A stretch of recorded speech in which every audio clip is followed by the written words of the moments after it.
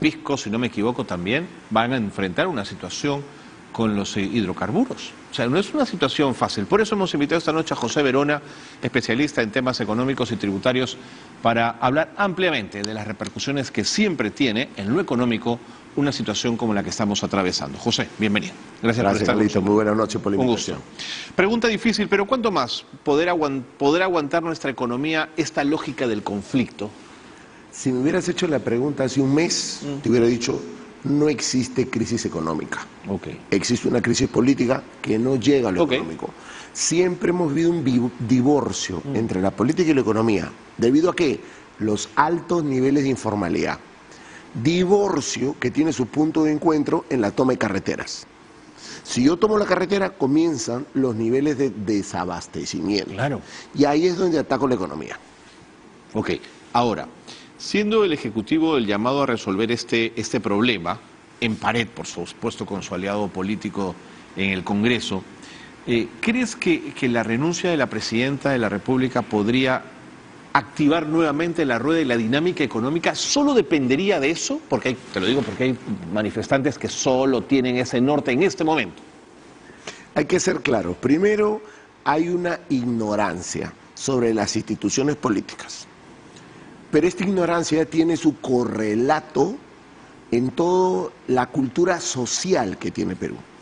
El Perú, dentro de su cultura social, y lo conversábamos al interno con varios periodistas, no está preparado para el gobierno de un vicepresidente.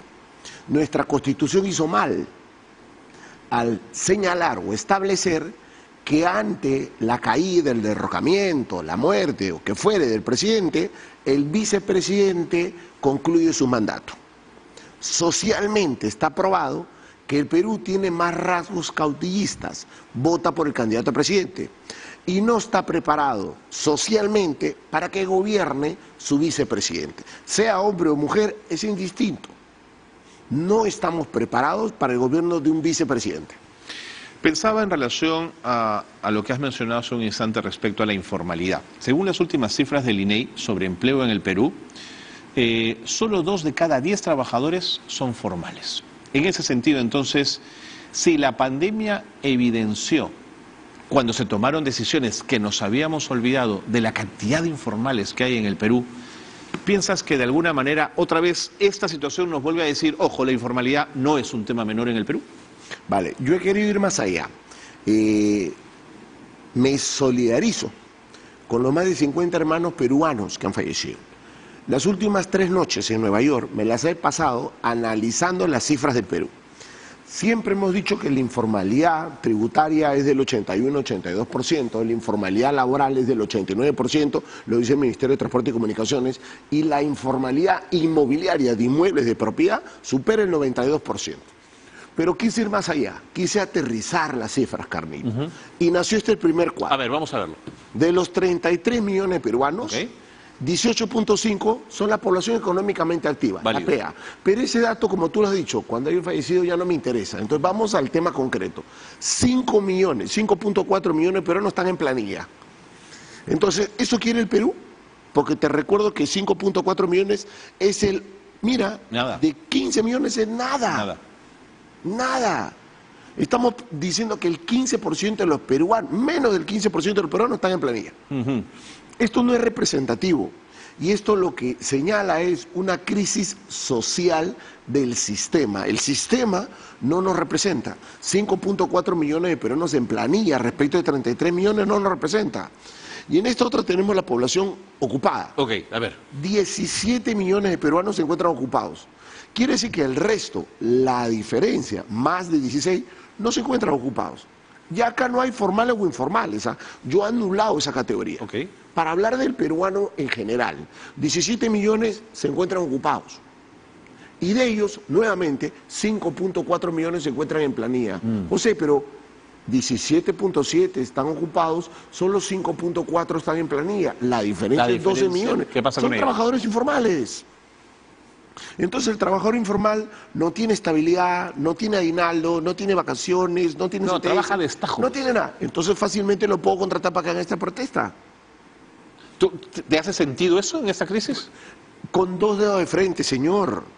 Si yo tengo 33 millones de peruanos, 17 millones son la población ocupada y solo 5 están en planilla, hay 12 que están en el aire. Hoy lo que ha ocurrido en Ica ha sido impresionante. Grupos de ciudadanos que se han sumado a la policía para intentar abrir la vía, ¿no? Ya, pero ¿por qué un grupo de ciudadanos nos metemos? La última diapositiva, si la ponen, sería interesante porque tenemos 300.000 personas en contrato CAS que trabajan para el Estado.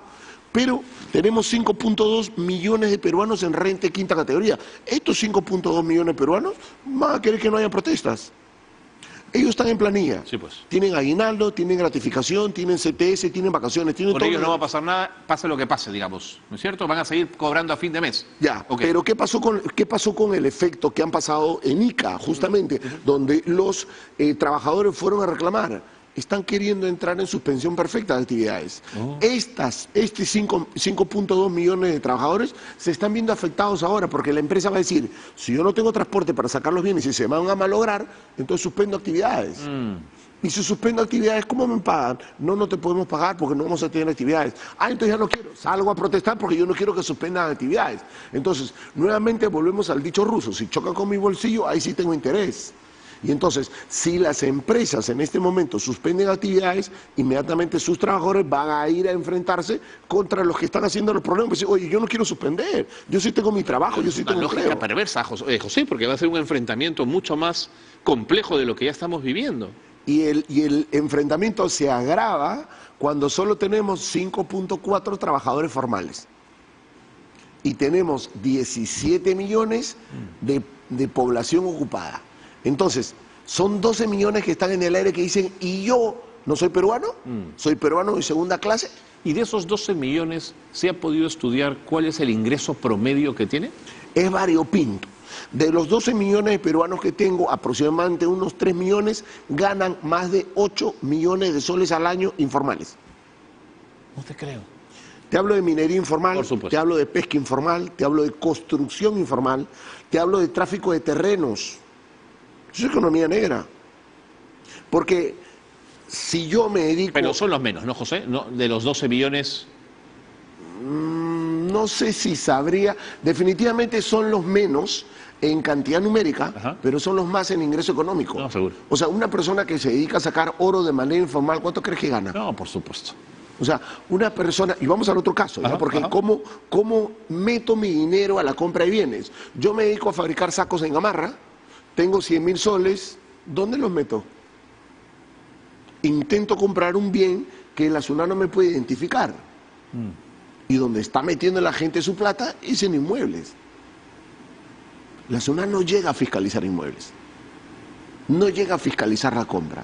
Todos los informales están agarrando su platita y están comprando inmuebles, bajo cualquier título. Ahora, pero la SUNAT este año ha celebrado su mejor número de presión tributaria en 16,1, 16,2.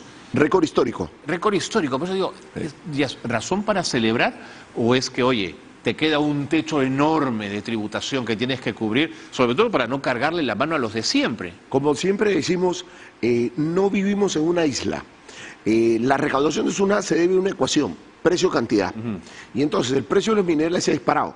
Si el precio de los minerales se dispara y la cantidad se mantiene o aumenta, mi ingreso se dispara. Así es. Pero mi costo de producción sigue siendo el mismo. Claro. Porque es una piedra, entonces mi nivel de rentabilidad aumenta. Si mi nivel de rentabilidad aumenta, pago más impuestos. Entonces, estamos viviendo una hiperbonanza en minería porque el precio de los minerales se ha disparado, porque proveedores como Rusia y Ucrania están en para. ¿Pero tú crees que la SUNAT se recuesta en eso y no mete primera como para avanzar en tributación? La SUNAT está medio golpeada luego de la pandemia. O sea, durante la pandemia ha habido varios contribuyentes que han dejado de tributar, que han dejado de tener negocio. La suspensión perfecta de actividades se llevó hoteles, se llevó restaurantes. Ok. ¿Qué te parece el programa Compunche Perú para reactivar? Me parece paliativos. Ah, sí. Sí, me parece No son paliativos. medidas de fondo. La medida de fondo es atendamos a los 12 millones. ¿Cómo los volvemos formales? José, yo escucho de lucha contra la informalidad hace 25 años y es poco lo que se avanza, ¿eh? El tema es de que los científicos ya nos explicaron. ¿Veo la causa o veo el efecto? Si vivo en el efecto, viviré en las consecuencias. Nunca lo podré solucionar. Ajá. Siempre hay que preocuparnos de la causa. ¿Cuál es la causa de la informalidad? El exceso de formalismos, el exceso de pagos tributarios, el exceso de beneficios sociales. Porque el efecto ya lo conocemos. Gente que trabaja en negro. No vivamos el efecto, abandonemos el efecto. Tengo 12 años señalándole por favor al gobierno, olvídate del efecto, ándate a la causa. ¿Cuál es la causa de la informalidad? Cuando el mismo trabajador te dice no me pongas en planilla porque me van a descontar, dame la plata. Así es. Entonces la causa es, oye, hay determinado número de trabajadores con determinada cantidad de dinero e ingreso que podrían tener condiciones diferentes según una planilla, dices tú. Sí, que debería estar inafecto, que estén en la planilla pero sin pagar ingresos. ¿Crees que esa sería la jugada? Pero si tenemos 12 millones de trabajadores que están... Mira, pongamos la gráfica, 17.7 población ocupada, trabajan, Carlos, no lo digo yo, lo dice el INEI, 17 millones de peruanos, 17.7 millones de trabajos, personas ocupadas. No lo digo yo, lo dice el INEI. Si no me creen, vayan a reclamar al INEI. Y luego 5.4 personas en la planilla de SUNAT. No lo digo yo, lo dice la SUNAT, lo dice su página web. Lo único que he hecho yo es cruzar las dos cifras. 17.7 personas ocupadas, población ocupada, contra los 5.4 de SUNAT. ¿Y quién ve estos 12 millones? Esos 12 millones que son población ocupada, o sea, que trabajan, No, seguro. están ganando dinero sin pagar impuestos. ¿Por qué? ¿Están felices? ¿O los han obligado a no pagar impuestos? Yo te doy la respuesta, están felices. Porque si pagaran impuestos, les descontaran en salud, seguro. les descontaran ONP, les descontaran AFP. Renta.